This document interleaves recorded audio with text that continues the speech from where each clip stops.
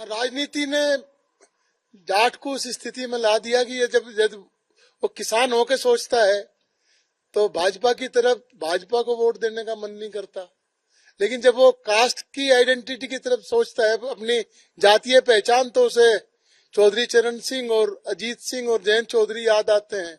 तो धर्म संकट तो जाट के सामने इस चुनाव ने खड़ा कर दिया। और ये भाजपा की बहुत सोची समझी रणनीति है। उसने पश्चिमी उत्तर प्रदेश के जो ताकतवर दो वोट बैंक थे, मुस्लिम और जाट, जो चौधरी चरण सिंह ने एक सत्ता का समीकरण बनाया था उस समय पे, और वो अब तक काम करता आ रहा था, उसे भी खेर दिया। वो सत्ता में न तो मुस्लिम की हिस्सेदारी होनी आगे आने वाली सत्ता में, और न जाट की हिस्सेदारी होनी, ये हमें दिखाई देता है। लेकिन इस समय चुनाव में तो जो एक पिछली 2022 में जब ये दोनों मिली, मुस्लिम और जाट कम्युनिटी, तो इस जिले से और पश्चिमी उत्तर प्रदेश से भाजपा को साफ कर दिया था। तो भाजपा का जो रणनीतिक एक फैसला था, अभी तो देखना होगा कि आदमी के या व्यक्ति के जाने से वोट कितना जाता है, ये तो अभी समय बताएगा। लेकिन भाजपा ने अपना तीर तो चला ही दिया। लेकिन एक बात ये भी समझ में आती है कि आदमी कौन है, क्योंकि एक लिगेसी होती है। जयंत चौधरी जरूर हैं व्यक्तिगत तौर पर, लेकिन वो चौधरी चरण सिंह के पोते भी हैं और चौधरी अजीत सिंह के बेटे भी हैं। उस लिगेसी को अपने साथ जोड़ करके चलते हैं।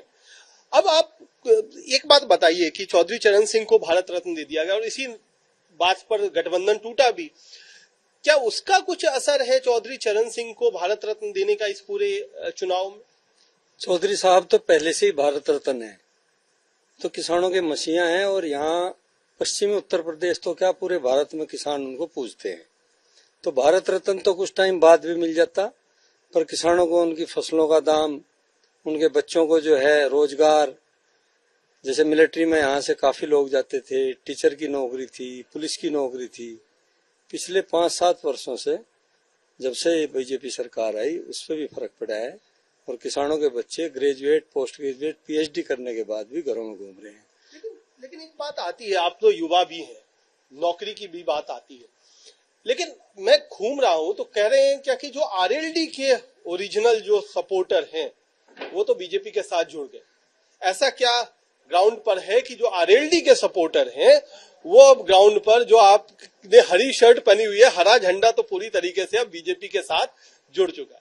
नहीं, यहाँ तो नहीं जुड़े जी बीजेपी के साथ। आप आरएलडी से ताल्लुक रखते थे पहले, आरएलडी के सपोर्ट करते थे?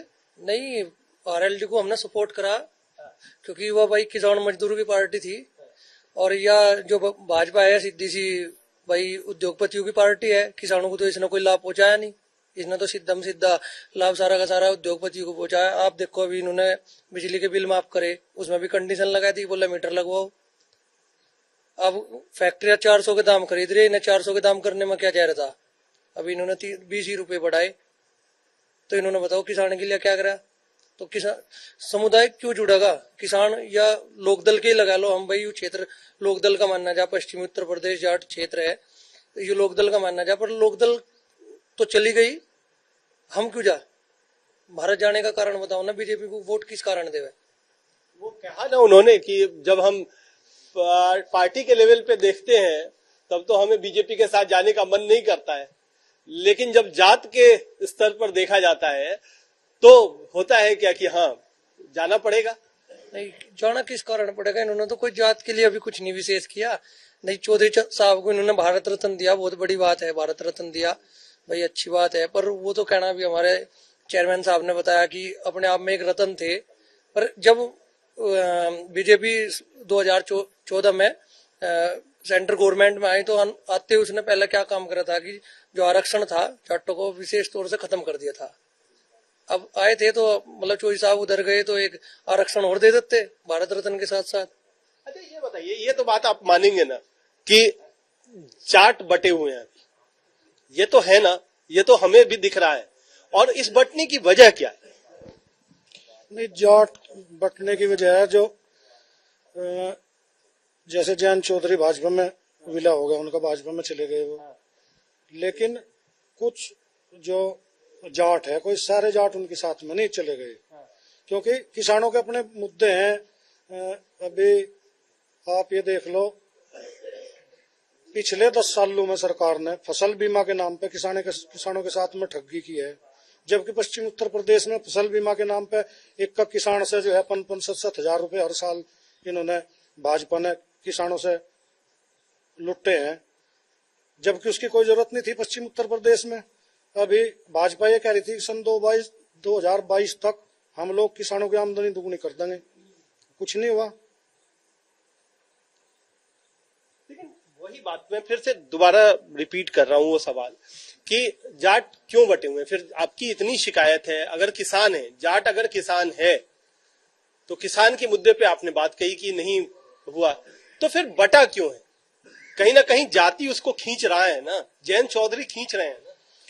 खींच तो रहे, देखो वो एक अलग मुद्दा है कि वे खींच रहे, कुछ लोग वहां चले जाएंगे, कुछ लोग गठबंधन में चले जाएंगे, सब एक जगह तो सब जाया नहीं करते, लेकिन ज्यादातर हिस्सा जो है किसानों का वो भारतीय जनता पार्टी से नाराज है, क्योंकि किसानों का कोई भी भला 10 सालों में इस पार्टी ने न युवाओं के लिए करा, न जो है किसानों के लिए किया। अच्छा, ये बात बताइए कि क्या किसान केवल जाट हैं या जाट किसान हैं? ये जो आइडेंटिटी जोड़ दी गई है, ये कहीं आपको लगता है क्या कि ये गलत तरीके से जोड़ा है? नहीं सर, जो किसान, ये जाट लैंड है, जो ये किसानों का जो बिरादरी में तो सब किसान है, लेकिन किसानों का जो भी कोई आंदोलन हो, इसका नेतृत्व तो जाट समुदाय से होता है, इसका सब और इसके पीछे होते हैं। तो किसान जो तबका है, कैटेगरी है, इसका नेतृत्व जाट समाज ही करता है, इसलिए सब लोग अधिकांश जाट के पीछे होते हैं। तो जाट समाज को कहा जाता है क्योंकि कई बार चाहे वो आंदोलन हुआ था, अभी किसान आंदोलन, तो बदनामी हुई तो जाट समाज की हुई कि जाटों ने किया, केवल जाट जो हैं वो यहाँ पर उनको शिकायत है, बाकी समुदायों को नहीं। क्या ऐसा है कि बाकी समुदायों को शिकायत नहीं? नहीं, देखो जो शीर्ष नेतृत्व होता है, अच्छाई बुराई का प्रभाव तो उसी के ऊपर जाता है, और तो पिछलग्गू होते हैं जो लाइट में नहीं होते। लाइट में तो अग्रणी पंक्ति में तो जाट समुदाय है किसानों के नेतृत्व में, लेकिन और तो ये दलित है, चाहे मोमडन है, चाहे गुज्जर है, वे सब बैक में होते हैं। इसलिए अच्छाई बुराई का प्रभाव जो नेतृत्व करता है उसी के ऊपर ज्यादा पड़ता है। क्या आपको क्या लगता है, क्या है, क्या यहाँ का जो कास्ट है, जातिगत, बड़ा थोड़ा सा आप कहिए कि बहुत मिक्स भी है, बहुत छोटी जातियां भी हैं, और कई सारी जातियों को कभी चौधरी चरण सिंह ने अपने साथ साधा था, आज कई सारी जातियां उनमें से निकल करके कभी बीएसपी की तरफ गई, कभी बीजेपी की तरफ आ गई, तो कैसे लगता है कि अभी जातीय समीकरण का क्या खेल चल रहा है? ऐसा है जी, चौधरी साहब ने जो समीकरण बनाया था वो चौधरी अजीत सिंह ने तोड़ा एक बार तो बीच में। चौधरी साहब ने जो प्रोफेसर सर ने आपको बताया कि जाट और मुसलमान का समीकरण बनाया था, जब चौधरी साहब जाट मुसलमान था या सर्व समाज था? सर्व समाज था जी, उसमें सर्व समाज था भाई। जाट मुसलमान तो यहाँ बड़ी कम्युनिटी है, और जो और छोटी दिगर जातियां थी वो इसलिए थी कि उनके भाई किसान से भी जुड़े हुए ना, मैं किसान की बात उठा, किसान तो सब जातियां है ना, जमीन सब लोग बोते हैं, चाहे हरिजन भी हैं, झीमर भी हैं, मुस्लिम भी हैं, गुजर भी हैं, तो सबके नेता थे चौधरी साहब। इसीलिए तो मैंने पूछा, तो जाट किसान और किसान जाट ये दोनों को एक तरीके से पर्यायवाची बना दिया गया। वो इसलिए बताया कि ये नेतृत्व करती है, ये कौम लीडरशिप थी इसमें, तो इसलिए वो जाट का नाम आता है, क्योंकि वो इसकी लीडरशिप करते थे। तो जो श्रेय भी जाता है उसी को और बदनामी भी जाती है तो उसी को। आप लोगों को क्या लगता है कि क्या है इस बार जो चुनाव है, आप भी बताइए थोड़ा सा कि क्या है इस बार चुनाव का मुद्दा, क्या है? चुनाव का मुद्दा तो कुछ नहीं है जी, भाजपा रोड़े दे रही, ये दे दिया किसानों को, यू दे दिया, आज लोग तो यहाँ कुछ मिले नहीं, तो क्यों वोट देंगे जी? से हम गन्ने का भाव है 20 रुपए बढ़ा जी, अब 400 रुपए चल रहा है मिल में खुला, ये कहाँ से ले रहे नगद? अब जब सरकार अगर दबाव इन पर दे तो 400 भी ना कर देती है। लेकिन ये बात बताइए कि पहले तो बकाया ज्यादा होता था ना गन्ने का, अब तो गन्ने का बकाया कुछ मिल रहा है, तेजी आई है, 13 दिन में पैसा तो मिल रहा है ना आपको? 13 दिन में कोई दान थोड़ा दे रहे हो, तो हमारा पैसा दे रहे हमें, कौन सा दे दिया? अब शामिल इस पे बकाया है, जुकतू है, आज भी कहाँ दे दिया सुना? पिछले साल का जुकतू बकाया है, लेकिन इस साल का 13 दिन में मिल रहा है जो मुझे कुछ नहीं। 13 दिन में कहाँ मिल रहा है? 5 दिन का देने लगे, पहले 10 दिन का पेमेंट देते थे, 15 दिन में, 20 दिन में, अब उस 14 दिन में 5 दिन का देने लगे, वो तो कुछ भी नहीं है। ये तो ग्रोप गंडा कर रही सरकार, यहाँ बका रही। किसान इतना बावड़ा नहीं है, किसान सोच समझ का वोट करेगा अब की बार। किसान से क्या आपको लगता है कि केवल जाट समुदाय है या सारे समुदाय हैं? सारे समुदाय करेंगे जी। किसान तो हर बिरादरी है। जाट भी सोच समझ कर करेगा। जाटों के साथ क्या किया देख लो, 750 वहां शहीद करवा दिए थे दिल्ली में। 13 महीने तक वहां दिन रात जड्डे में, पाड़े में, बारिश में वहां मरते रहे। किसानों को क्या मिला? एमएसपी पर कोई गारंटी नहीं ली। वहां सब लिखवाया के, सब वो करवाया, कहने सब हो गया, धरना हटवा दिया। आज लोग एमएसपी पर कोई गारंटी नहीं है। अच्छा, ये बात बताइए कि जब धरना हुआ था तब तो उसमें जयंत भी थे शामिल, और जयंत भी गए थे, और मुझे याद है मैं तो वहीं पे था। राकेश टिकैत के आंसू आए थे तो सुबह सुबह पहुंचे थे जयंत चौधरी। वो जो प्रभाव था उस समय, जो एकता थी, क्या वो एकता फिर से हो गई? क्योंकि पिछली बार जब मैं 2022 में विधानसभा चुनाव कवर करने के लिए आया था तो बात हो रही थी कि एकता की बात हो रही थी। अब कोई एकता क्या टूटी है थोड़ी सी समाजों के बीच में? नहीं, एकता नहीं छुट्टी जी। एकता तो बरकरार ही है। एकता कहाँ छुट्टी? एकता तो किसान की बरकरार है।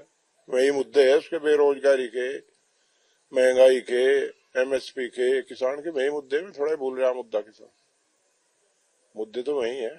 लेकिन रैलियों में तो बात हो रही है क्या कि चौधरी चरण सिंह को दिया गया है, तो उससे कई सारे जो एक समाज को जो मिलना चाहिए था, एक नेता को जो पहचान मिलनी चाहिए थी, वो नरेंद्र मोदी ने दे दी। नहीं, वो तो दे दी, लेकिन आरक्षण है केंद्र में, वो युवा तो वहीं पर है। किसान का, जाट बिरादरी का, बच्चों का, बेरोजगारी के मुद्दे है, यही रह रही है अभी। ये कहाँ पूरे हुए? भारत रत्न दे दिया, अच्छी बात है, बहुत अच्छी बात है, लेकिन अब मुद्दे तो और है ना बहुत। बेरोजगारी के बहुत मुद्दे है बच्चों में। मुद्दों की बात अगर हम करें, बहुत सारे यहाँ पर हमारे साथ युवा भी हैं और बुजुर्ग भी हैं। आप लोगों को क्या लगता है कि क्या किन सारी चीजों पर इस बार जब आप वोट करने जाएंगे तो ध्यान होने वाला है? किस चीज को क्यों लगता है क्या कि जैसे अभी बात हो रही थी कि चौधरी चरण सिंह को दे दिया भारत रत्न, तो उससे क्या फर्क पड़ता है? फर्क तो नहीं पड़ता है, लेकिन आपके इलाके से आते हैं, बड़े नेता रहे हैं, तो उनको भारत रत्न मिलना तो एक गर्व की बात है ही ना। जो पहला सबसे बड़ा मुद्दा बेरोजगारी का है, महंगाई का है। फिर अभी जो भी बताया अध्यक्ष जी ने कि वो खुद में भारत रत्न थे। चौधरी साहब एक ऐसी शख्सियत थी, पूरा देश उनको, किसान बिरादरी उनको पूजती है। और अगर इनको सम्मान देना था, 2014 में आए थे तो 15 में सम्मान दे देते। 24 में तो किसान बिरादरी की इनसा नाराज है, उनकी वोट लेने के लिए ये भारत रत्न दिया जा रहा। तो इनकी ये समझो आप 10 साल बाद वो सम्मान दे रहे, क्या 10 साल बाद ही चौधरी साहब को सम्मान देखा उन्होंने? चौधरी साहब की, चौधरी अजीत सिंह की कोठी भी खोसी थी उन्होंने, लाठीचार्ज भी किया था किसानों पे। तो वो भी तो है। बर्तन जब बाहर भगा दिए थे चौधरी साहब के दिल्ली में से, तो वो की याद क्यों दिलवाते? भारत रत्न याद दिलवावे। भारत रत्न तो खुद में थे चौधरी साहब। ये मेन मुद्दों से भटका रहे भारत रत्न देखे। लेकिन एक बात बताइए कि वाकई, क्योंकि मैं इस गांव में तो आया ही हूँ और गांव में भी घूम रहा हूँ, कई जगहों पे लोग कह रहे हैं क्या कि नहीं, जाट तो 100% जाकर के वो बीजेपी को वोट करेगा। तो क्या ये गांव दर गांव बटा हुआ है कि कुछ गांव बीजेपी के साथ हैं, कुछ गांव बीजेपी के खिलाफ हैं? इस तरीके का माहौल है? किस तरीके का माहौल? नहीं जी, गांव में जो है चौधरी चरण सिंह कह रहे थे, गांव में जो है देश की तरक्की का रास्ता गांव से हो गुजरा है। क्योंकि गांव में किसान रहे, किसान अपने मुद्दों पे त्रस्त है और दुखी है। उनकी फसल सही दाम नहीं बिक रही, एमएसपी की गारंटी नहीं मिल रही, बच्चे बेरोजगार है, महंगाई दिन पर दिन बढ़ती जा रही, फसल सही दाम नहीं बिकती। तो गांव में तो महंगी बिजली चलाई, गन्ने का भुगतान नहीं होता। तो सारी समस्या तो गांव में ही है। और सब लोग गांव में फिर इतनी समस्या देख के गांव वाले क्यों वोट देंगे उन्हें? तो एक माहौल बना जा कि 10 आदमी भाजपा के आरएसएस के खड़े करके, किसी गांव के 12 के खड़ा करके, उसके गांव पर पीछे गांव का नाम लिख रहा, उसके नीचे खड़े करके बयान दिलवा ले और वही चला दे, वही न्यूज में चल जा। ये तो सब झूठी बात है, ऐसा कुछ नहीं है। गांव में इनका विरोध है। जिसकी बात सच्ची मानी जाए, वो कहते हैं क्या कि देखो, अब ये सब तो बस कहने की बात है कि जाट बटा हुआ है, जाट तो अब एक हो गया। पहले बीजेपी को आधे जाट वोट करते थे, अब पूरे जाट करेंगे। ऐसा नहीं है, पूरे तो करने के नहीं, किसी को भी नहीं करते पूरे। तो कोई भी बिरादरी पूरी किसी को वोट नहीं देगी। उसमें से लगा लो आप पहले 20% थे बीजेपी के साथ, अब 20% और चले जाएंगे, 40% तो हो गए जाट। 60% तो अभी अलग है ना, 60% थोड़ा चला जाएगा सारा। बंटवारा ज्यादा हो गया ना? कहाँ पे हो गया? 60% तो अभी अलग ही है ना। 20 ही तो गए, और 20 तो थे ही बीजेपी के पास, 20 और चले गए, कितना हो गए? 40 ही तो गए। 60% तो बचा हुआ है ना अभी जाट। अच्छा, आप बड़े अनुभवी हैं और सुन भी रहे थे, अभी हमारी बड़ी लंबी चर्चा हो रही थी। आपको क्या लगता है कि ये सबसे ये जो उठापटक हो रही है, किसको फायदा हो रहा है, किसको नुकसान हो रहा है, कहां पर ये नुकसान किसका है और फायदा किसका है, ये चुनाव तो आते जाते रहेंगे। 2024 खत्म होगा, फिर 27 आ जाएगा, फिर कोई और चुनाव आ जाएगा। इसमें फायदा किसको हो रहा है, क्या लग रहा है, क्यों ये उठापटक क्यों हो गई ये 22 और 24? फायदा कुछ नहीं हो रहा, ये गुमराह कर रहे हैं वोटर ने, तो अपना मन बना रखा, उसे जहां वोट देनी वो वोट देगा। जो किस बात पे मन बना रखा? मन बनाने की कोई वजह होती है ना? वजह है महंगाई है, बेरोजगारी है और बहुत समस्या है। कई लोग कहते हैं राम मंदिर भी है। नहीं, राम मंदिर से पेट भर रहा है कोई, अच्छी बात है, चलो बन गया, कोई नुकसान नहीं, लेकिन वो कोई उससे कोई पेट भर रहा है, कोई रोजगार मिल रहा है उससे।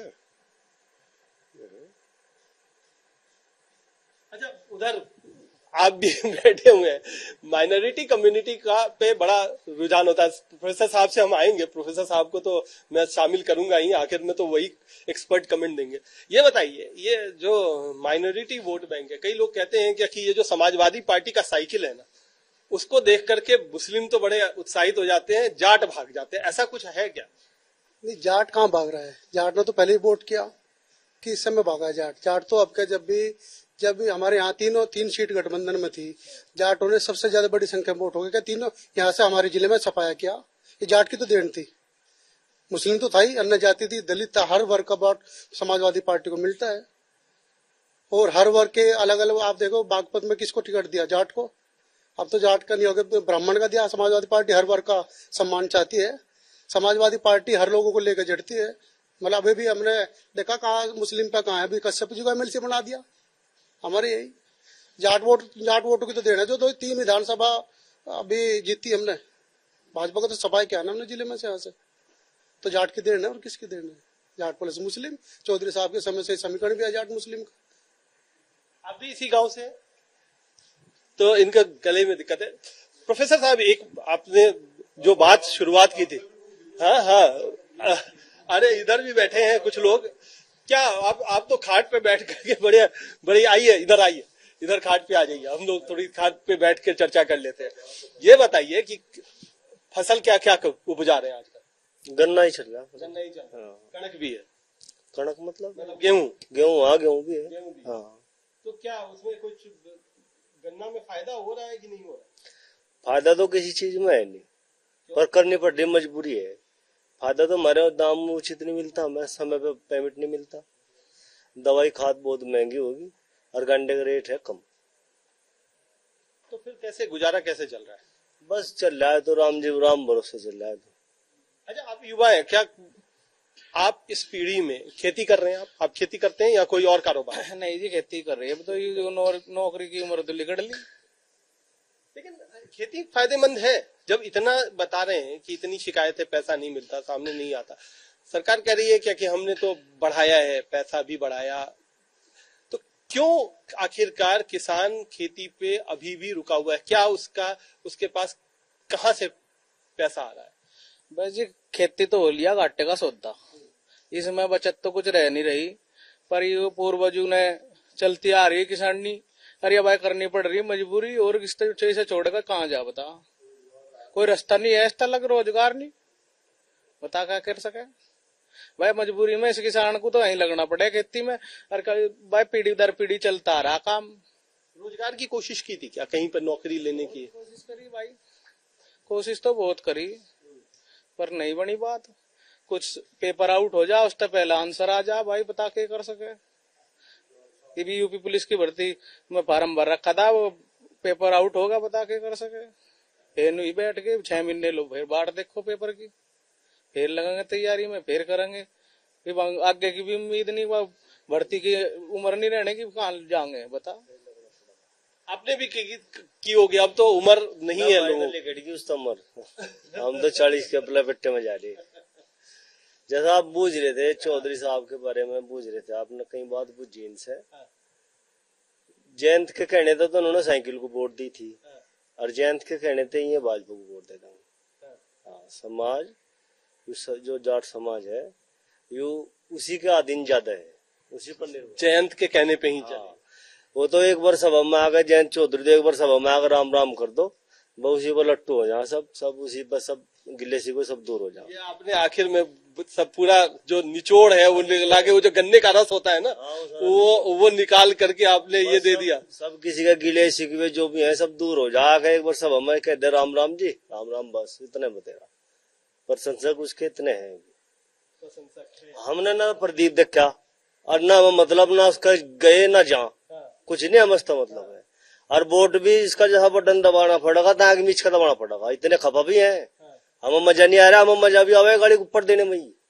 हाँ, असल बात बताऊं, गला घुट रहा हमारा दिन तक ही भाजपा में गया। अरे हम बुग्गी या ट्रैक्टर पैक्टर पर जहां भी जाते रहे मार के रहे, सभी सरकार ने बहुत बुंडी है। मजा आता हमें कहने में, हमें किसी काम दाम का कुछ मतलब नहीं, सब संपन्न है यहाँ से, राम भरोसे चिल्ला सब डंगा।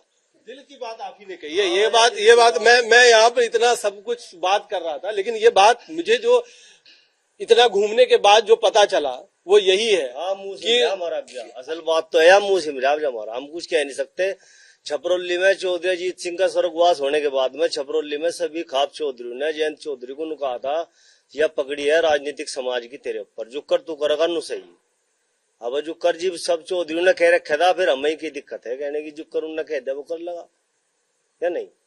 चलिए इस बात को लेकर थोड़ा प्रोफेसर साहब की तरफ बढ़ते हैं। प्रोफेसर साहब, आपने जो बात शुरुआत में कही थी, आपने बड़े अच्छे शब्दों में कही थी, इन्होंने बड़े कड़वे शब्दों में लेकिन बात वही रख दी कि कहाँ जाएं तो कहाँ जाएं। दरअसल ये जो हुआ ना, टाइमिंग बहुत महत्वपूर्ण है। एक समय है कि जैसे किसान की तो दिक्कत है और भाजपा किसान विरोधी नीतियों को बनाना छोड़ नहीं सकती, क्योंकि उसका जो वर्ग है जिससे उसे फायदा पहुंचाना वो दूसरा है। अभी सरसों की फसल तैयार है, एमएसपी से 700 रुपया नीचे इस समय, जब किसान की हार्वेस्टिंग तैयार है 700 रुपये नीचे मार्केट रेट है। कोई सेंटर नहीं है जहां वो अपनी फसल बेच सके।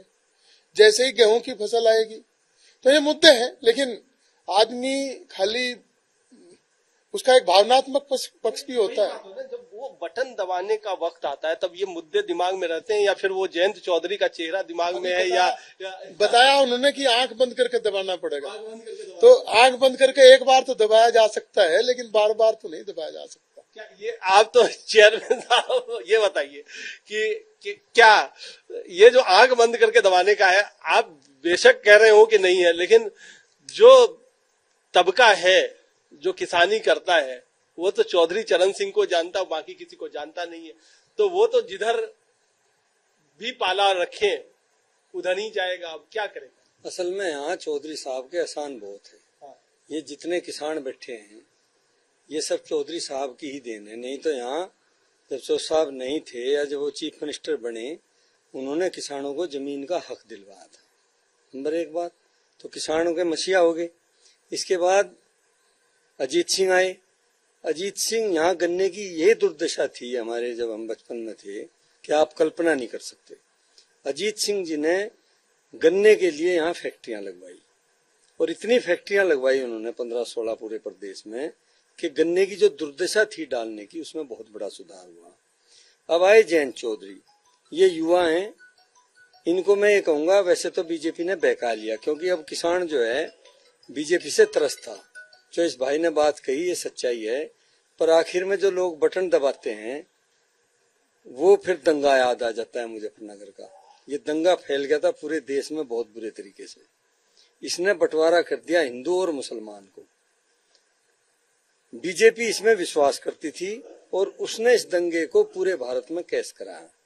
नहीं तो बीजेपी ने कोई ऐसा काम नहीं कर दिया था कि भाई लोग इसको लेके आते, मगर वो दंगा हुआ। इसके बाद दोबारा लोगों को ध्यान नहीं है, वो जो पुलवामा की घटना हुई उसमें शहीद हुए, उसको भी लोगों ने दिल पे लिया कि भाई मोदी जी के टाइम में इतनी बड़ी घटना घटी और इन्होंने पाकिस्तान पर अटैक करके अपनी स्ट्राइक की और उसमें ये ऐसा मजबूत मतलब केस करा लिया बीजेपी ने। दोबारा बीजेपी आएगी।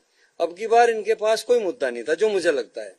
इन्होंने क्या क्या किया, महाराष्ट्र को तोड़ा, एनसीपी तोड़ी, मराठे तोड़े, शिवसेना, नीतीश को तोड़ा, और जहां तक डाउट है सेंट्रल गवर्नमेंट में लोग जिस चर्चा करते हैं कि इन्होंने अशोक गहलोत को भी मध्य प्रदेश में चुनाव से पहले अपने फेवर में कर लिया था।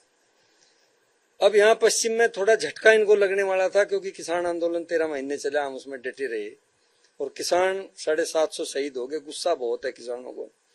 पर जयंत चौधरी के वहां जाने के बाद जब इन्होंने उनको भी अपनी तरफ कर लिया तो वास्तव में जाट जो है एकदम विचलित हो गया। क्या है जाटों की स्थिति? टूटा हुआ है। 70% जाट जो है बीजेपी में जाने के लिए तैयार बैठा है, इसमें कोई संदेह नहीं है। ये जो 25% है, ये अब बटन दबाने पे किधर जाता है वो इस पे डिपेंड करेगा। जो नाराज है 25% है, ये भी मैं आपको बताता हूँ।